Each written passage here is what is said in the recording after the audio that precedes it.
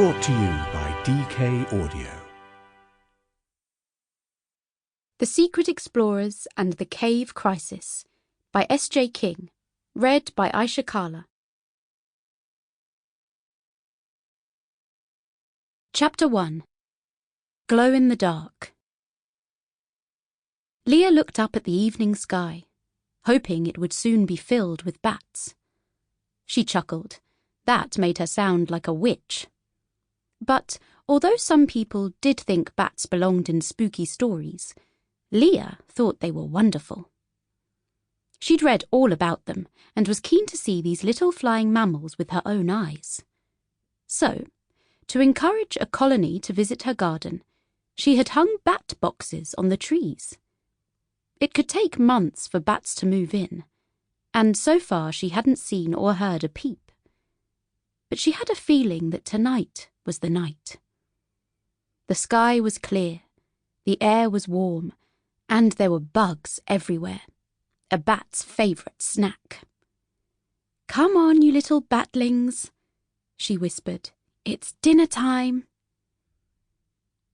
As the sky melted from blue to black, she listened for the flap of papery bat wings, watching for the dark shapes that blinked in and out of the shadows.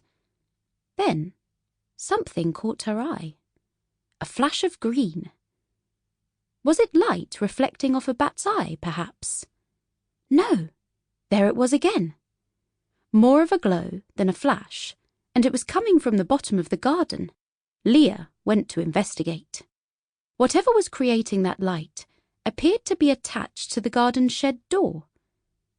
Being a biology expert, she knew there weren't many animals that created the bright glow known as luminescence, and bats definitely couldn't glow. Perhaps it was a glowworm.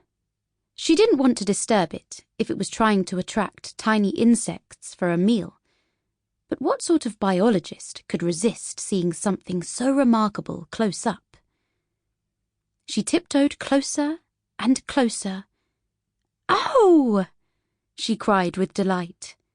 The light wasn't coming from an animal. It was a small glowing disc, marked with compass points. It was the very same symbol as the badge she wore on her top, the mark of the Secret Explorers.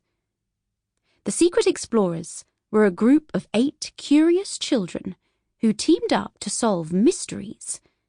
And the glowing disc was a portal and a sign that there was work to do. "I've been lured to an explorer mission, like an insect to a glowbug," she laughed. Leah looked back up the garden, hesitating to leave her bat-spotting session. But then she remembered. Time stood still when she was away. If the bats were there, then they'd still be there when she returned.